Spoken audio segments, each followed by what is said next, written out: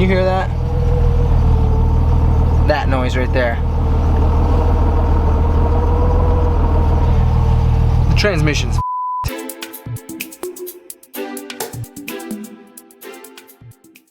In this video, I'm going to be going through the process of removing a transmission from my 1978 Datsun 280z. Let's do it.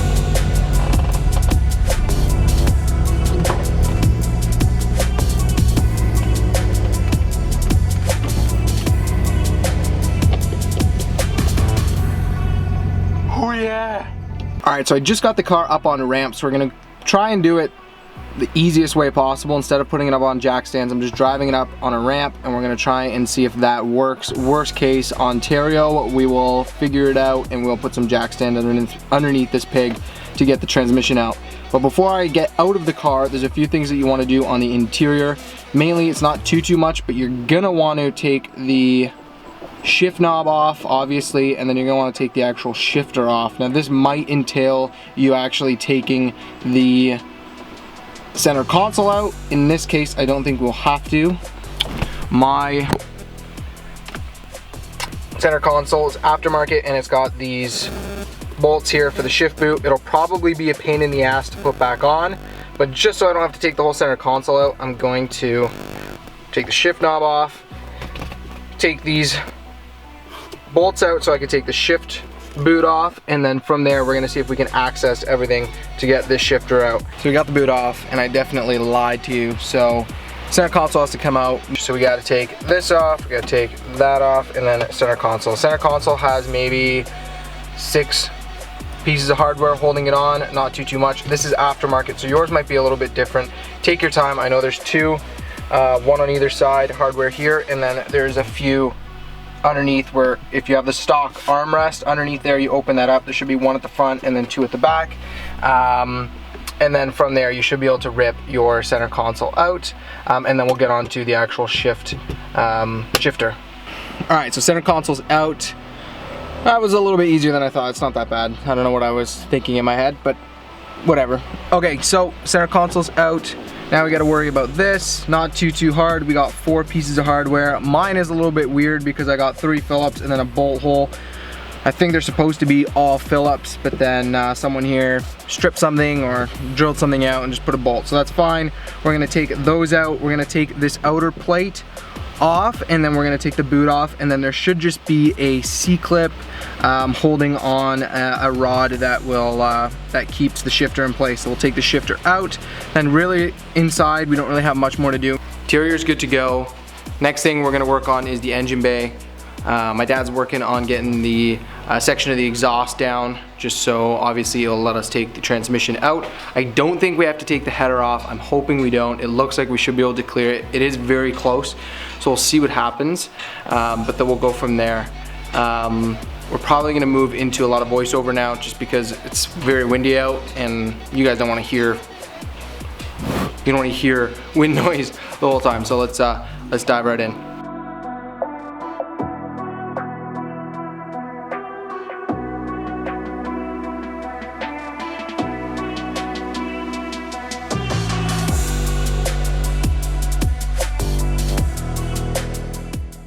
In the engine bay, we got a few things that we got to take care of.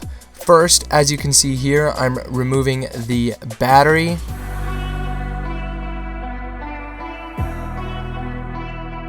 Once the battery is removed, we can move on to the starter. There will be the top bolt of the starter that can be removed from the engine bay.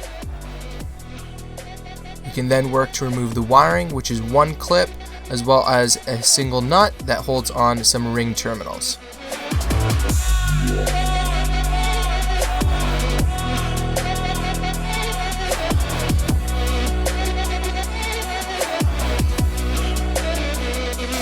While holding the starter, you can have someone remove the bottom bolt, and the starter will come right out.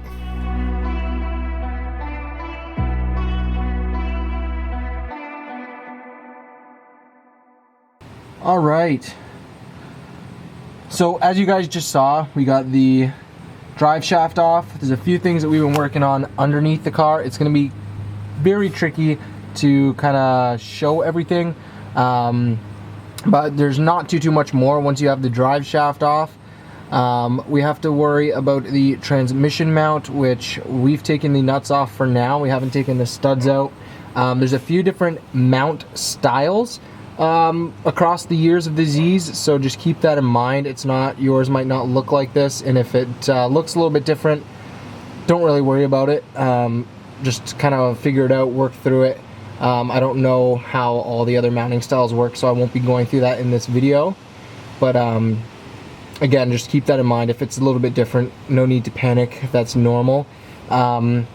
Make sure you drain the transmission fluid out before you're dropping or removing the drive shaft. We have the slave cylinder removed, and we are now going to be working on removing the bell housing bolts. One other thing to keep in mind is your reverse light wiring, as well as the speedo cable. So we have the speedo cable taken out, and then we have the wiring taken off, just 2 clips, nothing too crazy. And then, like I said, we're going to work on the bell housing bolts. There's about I would say 5 or 6 that we can access down here, and then there'll be 2 or 3 that we'll access up top through the engine bay. So we're going to do the bottom ones here first, then we'll worry about the top, and then lastly we're going to worry about the transmission mount, and then we should be able to shimmy this thing out. Now keep in mind, like, we have our header here. I don't know if you can tell, but the header is very close to the transmission. It may fight us. I'm hoping it doesn't. It'll probably be a little tricky. Hopefully we can make it work. If I have to take the header off, I am going to be really upset, but I'm not really thinking about that right now. We're just going to stay positive, but that's pretty much it. Bell housing bolts, bolts for the transmission mount, and then we should be able to pull this pig out. So let's do it.